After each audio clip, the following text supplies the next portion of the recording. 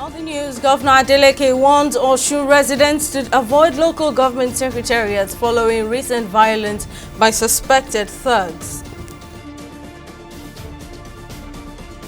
President Tinubu pays tribute to late elder statesman Edwin Clark, describes his passing as a deeply sobering loss. And Nigeria's inflation rate drops from 34.8% to 24.48%.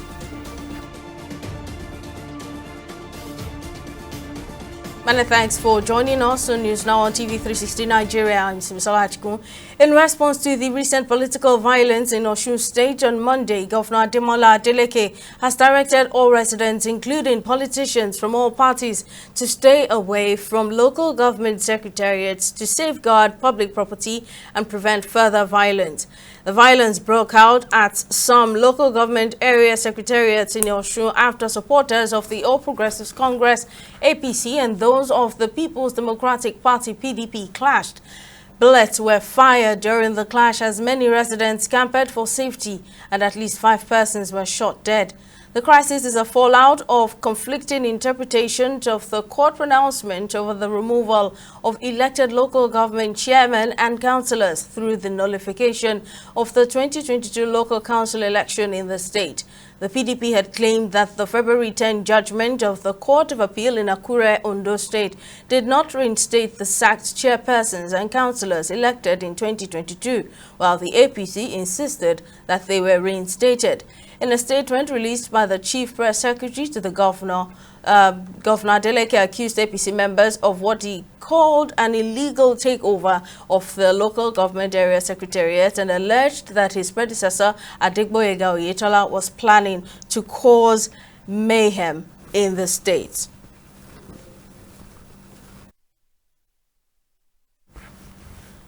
Well, let's discuss this ruling by the Appeal Court on the sacked chairpersons and councillors in Osun State with legal practitioner Tunde Falola. Thank you for sparing time. Now, the Appeal Court has ruled that the appointment of the local government chairman and councillors by Governor Adeleke is illegal. Now, even though the court did not make a consequential order reinstating the sacked local government officials who were members of the APC, the party interpreted it as such and even stormed the local government area secretariats to take over. Now, what really is this judgment here? Thank you. I'm very grateful for having me, and good evening, Nigeria. Let me sound a warning here that even though I just had the opportunity of going through the judgment this evening, I must say in a very emphatic term that the scenario that's playing out in Osun State is quite unfortunate. This is an embarrassment to the nation. This is an embarrassment to the Osun State. However, coming to your question, I want to say that, what the Court of Appeal really, decided and pronounced upon, I think is a preliminary issue. Although there are two judgments of the Federal High Court, one by APP, one by PDP. The PDP, there was an appeal against the PDP, the judgment in respect of PDP case, and that was what Court of Appeal, determined in parts. And from the judgment just read, I think it was the suit was struck out. There wasn't any express pronouncement as to the issue of reinstatement of the former elected officer. So be that as it may, we mustn't lose the focus and the fact that there are also an existing judgment, obtained by another political party based on my findings, on my understanding. That is APP, if I'm correct. So if there's a subsisting judgment in favor of another political party, which declared the election conducted as illegal and non-constitutional, I don't think it will be right for any political party to wanting to take, forcefully take over that, the secretariats, as it were, in this instance. And assuming without considering that they won at the Court of Appeal, which is not considered, I don't think that is the right way to go about it. Resulting to violence, is not one of the means of enforcing judgment in Nigeria. There are various means of enforcing judgments. So I think the legal, the lawyers to the appellant, in this case, the APC, they should know what to do if truly they have judgment in their favor, resulting to violence, taking over of the premises as it were, based on the information we are reading online. It is quite unfortunate. That is my take. Now, despite the governor's directive stopping work activities at the local government secretariats until at least an interpretation of the ruling by the Attorney General of the Federation, the APC's sacked chairman and councillors have insisted on resuming. Now, wouldn't this lead to another round of violence? I want to agree with you that that will be the eventual consequence of this action.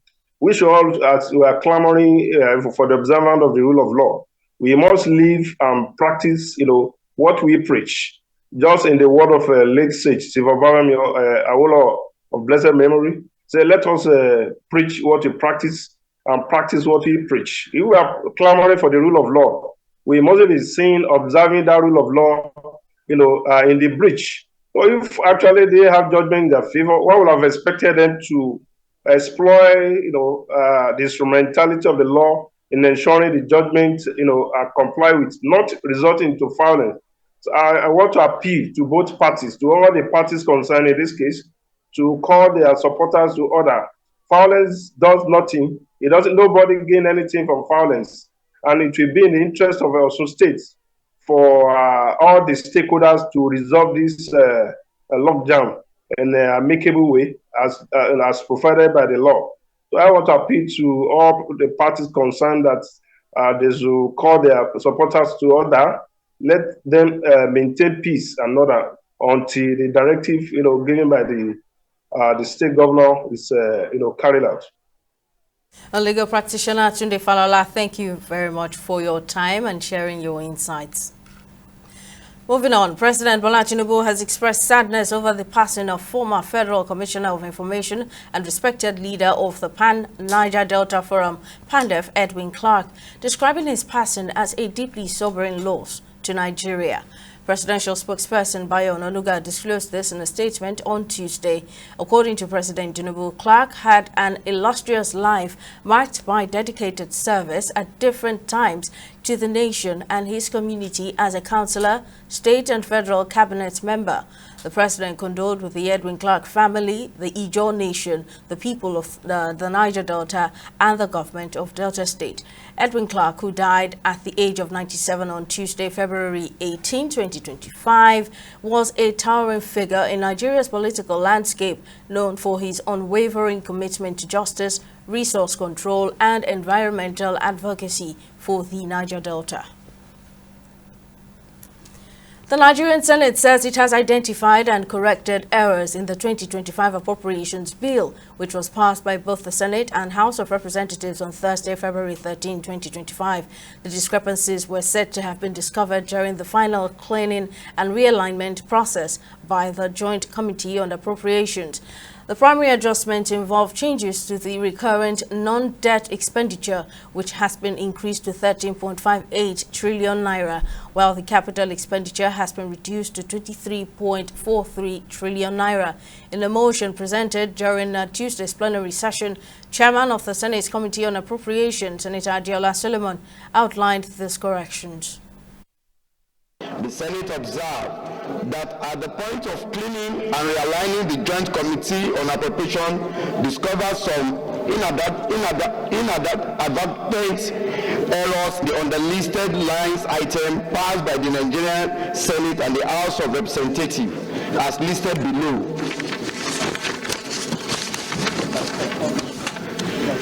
Note that while the total sum of 54,990 165,355,396 and statutory transfer of 3,645,761,358,925 naira expenditure remain the same as past. And members of the Appropriation Committee for dictating this typographical errors and bringing them on time for us to receive and represent to Mr. President for assent, because it would have taken a longer procedure for amendment if this had already been transmitted to Mr. President for assent. So I commend you for the transparency. But I thought you also add that you apologize to the Senate for the errors. And Nigeria's inflation rate has dropped to 24.48% in January 2025 from 34.8% recorded in December 2024 after rebasing the Consumer Price Index CPI. That's according to the National Bureau of Statistics. In a statement addressing the CPI report for January 2025 on Tuesday, the NBS disclosed the rate represents an increase of 18.12% compared to the 29.9% recorded in January 2024. Back in October 2024, Statistician General of the Federation and Chief Executive Officer of the NBS, Adeyemi Adeniro, had announced plans to rebase the GDP and CPI to reflect current realities and account for structural changes in the economy. According to the NBS report, the food inflation rate stood at 26.08%, down from 39.84%, while the core inflation rate dropped from 29.28% to 22.59%. Reacting to this decline in Nigeria's inflation rate, the Chief Executive Officer, Center for the Promotion of Private Enterprise, Dr. Muda Yusuf, says the decline in the inflation rate does not necessarily reflect a reduction in food prices in the country. There was the two major base effects. First, the use of the CPI base shifting from 2009 to 2024. That has changed a whole lot of parameters dramatically. Because when you look at the prices in 2009 compared to prices in 2024, there's a huge gap. So now that the CPI computation is based on the benchmark price for 2024, that has narrowed the gap significantly when you are looking at differential in prices in 2025 to 2024. Secondly, inflation is normally year on year. So when you are comparing 2025 to 2024, I should not expect a big gap, especially because of the high inflation levels in 2024. 2024 was highly inflationary across all sectors. So when you now compare that with what you have in 2025, you are likely to see a major drop in inflation. Thirdly, there is also the factor of the fact that the spending in 2024, especially in December, compared to what we have in 2025, January to December spending is a whole lot of difference. When you look at it, people spend a whole lot in December, but in January, very little happens in terms of spending. People have run out of cash and so on. So these are some of the factors that have been responsible for this drop. But let me emphasize that a drop in inflation rate is not the same thing as a drop in prices. When inflation rate drops, what it simply means is that the rate of increase in prices has dropped. It doesn't mean that prices has dropped. I think we need to make that clarification so that people don't have the expectation that what the NBS is talking about is a drop in price. But I must admit that there has been some slight improvement in the general price level, at least between the last few years. Of course, you have issues of the fairly good level of stability in the exchange rate that has contributed, but inflation is still a major issue. Residents of Kebbi State have expressed concerns over the recent 50% hike in tariffs by telecoms companies in Nigeria, despite worsening state of network services. Telecom operators attribute the price adjustment to rising operational costs, inflation, and the devaluation of the naira. However, the increase in the cost of calls, data, and other telecommunication services is hitting hard on citizens, particularly those in rural areas. The recent 50% increase in telecom tariffs have sparked widespread outrage across the country, with Kebbi State residents being no exception. leaving many residents of the state struggling to stay connected. Subscribers now pay more for mobile data, voice calls and SMS services. The situation has left many residents in Kebbi unable to make important phone calls, conduct business transactions, and access essential online services conveniently. Residents say the burden is becoming unbearable, especially given tough economic situation in the country. This country is a country where policies and programs are being implemented without considering the fate and the conditions of citizens. I want to call on the government and the stakeholders in this action or decision to consider the situation and conditions of Nigerians, particularly the fact that the economic recession, the economic downturn and whatever that is going on are not helping matters to Nigerians, particularly in terms of the issues of buying and selling. It has really affected me as a student who is solely dependent on her parents. Yes, no side hustle and all of that. And I have a lot of assignments, research to do, and the prices of data and airtime has really increased, and it's really outrageous because it's not enough for me to do my assignments and make my research. The increase comes amid what they describe as unbearable network charges affecting both mobile and internet services. Several communities across the state grapple with weak signals, call failures, and slow internet speeds. I want to call on the federal government to come and intervene between Nigerians and these telecommunication companies. Despite the refusal to listen to the federal government and the labor, and they went ahead and increased this 50% increase, which what we are observing is even more than that. But the services has become very poor, unlike before. We are not enjoying the services despite the increase in the tariff. So this is the problem we are facing now. The internet is not going very well. The calls are not going very well. You call someone, you will not hear him or he will not hear you, and the charges continues. And these charges is when you just recharge, the money will just go, and the services are very poor. But these days, the network is very bad. Like today, I bought some goods. For me to transfer money, it was very difficult. Since morning, I've been waiting for the network, but it's not working. So these days, the network is very bad.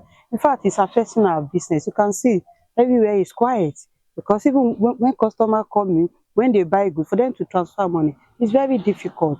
As frustrations mount, residents of Kebbi call on regulatory bodies, particularly the Nigerian Communication Commission, to step in and ensure that telecom service providers prioritize affordability and quality service. It's time for a short break. Still to come on News Now, United Nations Secretary General Guterres says no excuse for Africa's lack of representation in UN Security Council. We'll give you details shortly.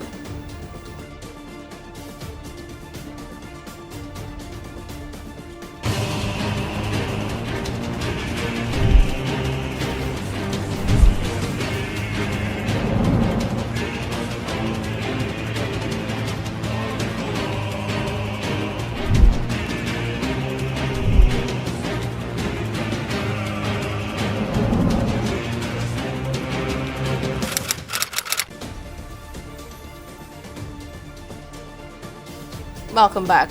Let's take you through some of our major stories.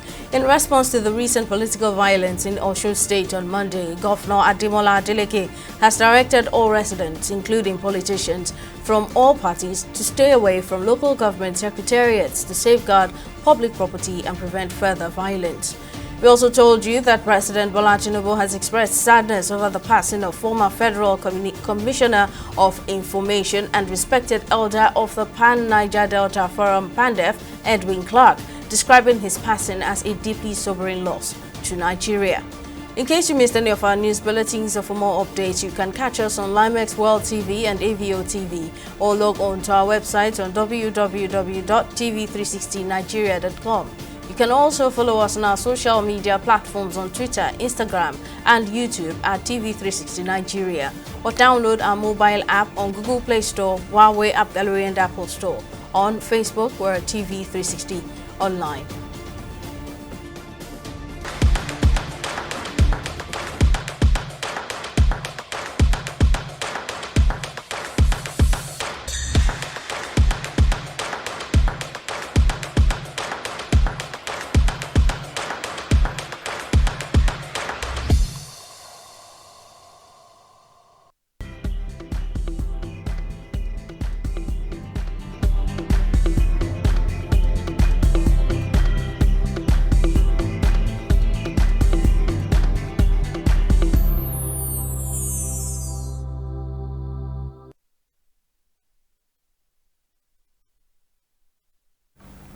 Let's join Tamilore Kinkwoliye for more stories on business. What's the latest, Tamilore? Thank you, Simi. Well, in the world of business, the Central Bank of Nigeria's recent directive on ATM withdrawal charges has sparked concerns among Nigerians who rely on cash transactions for daily expenses. While the Apex Bank says the move is necessary to cover rising operational costs and enhance service efficiency, experts fear it will impose additional financial burdens on consumers already grappling with economic hardship. TV360's Okmayemi Owosheni has more in this next report. For years, Nigerians have enjoyed 3 fee withdrawals per month from ATMs outside their banks. But with the new directive from the CBN, this privilege will be scrapped. According to the circular, customers will now pay 100 naira for every 20,000 naira withdrawn at ATMs belonging to other banks, while withdrawals from off-site ATMs, those located in malls, restaurants, and other public places, will attract an additional surcharge of up to 500 naira. The CBN says the new charges will help banks recover costs, improve ATM service efficiency, and drive financial sector growth. Nigerians have expressed mixed reaction to this development. While some support the directive, others have expressed displeasure with the hike. They have to partner with some other, internal agencies and stakeholders for the operation of POS and of the ATM machine. That is their cup of tea. That is their own cup of tea. If they are not fit and proper to manage it, to the extent that people will now be comfortable as a Nigerians with their money, how can I want to withdraw my money and they will be charging me for withdrawing my money? It's uncalled for. They want to reduce the rate of cash, the rate at which the cash flow in the economy, and they want to even encourage the cashless policy. In reaction, financial experts have expressed concerns about the timing and impact of the policy, as many ATMs remain underfunded, while POS operators have dominated cash disbursements in the country. It's going to affect many Nigerian businesses, especially those who have not built enough shocks to absorb economic upheavals. So it's a difficult time, I must say, and I don't want to swing left or right. I want to be in the middle and say that, yes, we know that it has been a long time coming, but I'm not sure, and I hold this view respectfully to the federal government and to all other stakeholders, that I am not certain that this is the right time for that significant increase. Analysts have asked the Nigerian government to address inefficiencies in the system instead of increasing tariffs. Nigerians are grounding. Taxation is getting higher. There is a proposal to increase value-added tax. There has been removal in subsidy from this aspect to that aspect of our lives. And then in addition to all this, there is no respite. It's just to increase charges, tax and tax and tax and tax. If they are not careful, there will not be anybody alive to be taxed again. While experts acknowledge the fact that there are some policies that are long overdue for implementation, they ask the government to be mindful of the citizens' ability to cope with these changes. We know that there were policies that they should have been implemented 10 years ago, 15 years ago, and they were not implemented. We encourage you, and we certainly, dope our heart that you have the courage to implement some of these policies. But please also have the courage to have a bit of a human feelings. Also have a courage to stagger the implementation of these policies. Also have the courage to reduce the cost of governance. The directive, which comes barely 2 weeks after telecom operators increased tariffs by 50%, is set to begin on March 1, 2025, and all eyes are on financial regulators to see whether this policy will deliver its promised benefit or simply add to the struggles of the average Nigerian. Okpeyemi Owosheni, TV360 News, Lagos. We'll go on a short break here and be back with stock market report.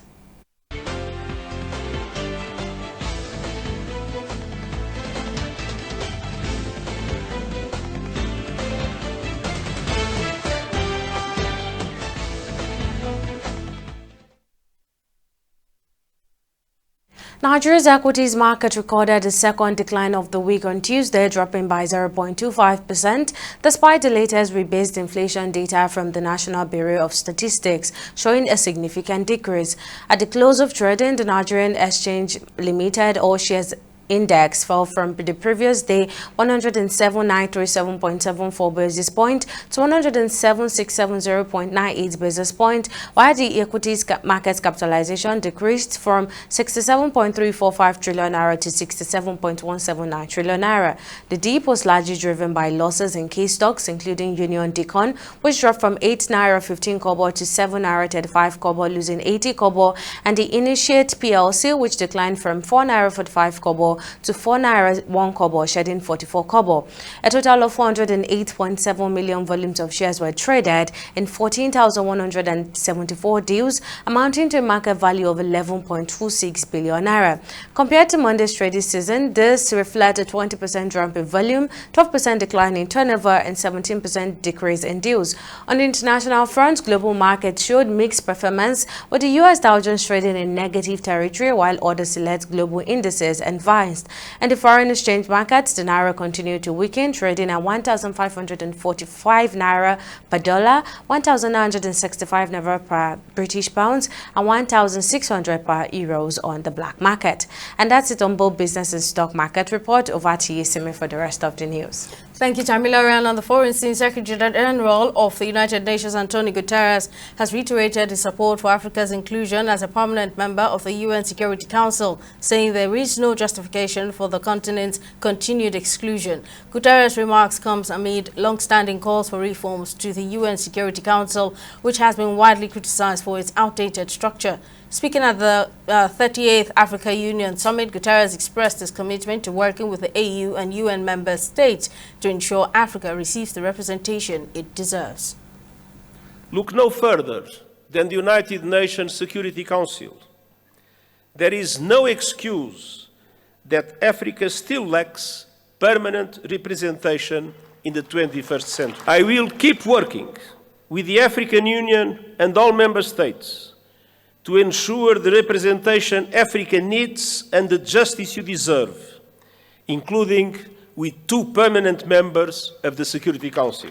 And we will keep pressing together for an international financial architecture that is no longer outdated, dysfunctional, and unfair. And on sports, the Nigeria Football Federation Referees Committee has taken disciplinary action against 2 match officials following the controversial officiating in the NPFL Matchday 24 encounter between Heartland FC and Shooting Stars at the Dan Ayam Stadium, Owerri, on Sunday. Center referee Kolawole Emmanuel and referee assessor Joshua Mao, both from Kwara State, have been suspended over their roles in the contentious fixture, which ended in a 2-1 victory for Heartland FC. Emmanuel came under scrutiny for awarding a questionable penalty that ultimately influenced the outcome of the game. His decision deemed inconsistent with the rules of the game, sparking outrage from fans and stakeholders, while assessor Amao was penalized for failing to highlight such key officiating errors in his match report, a move the committee believes undermines the integrity of the sport. And that's it on News Now. Thank you very much for watching. We'll see you again next time.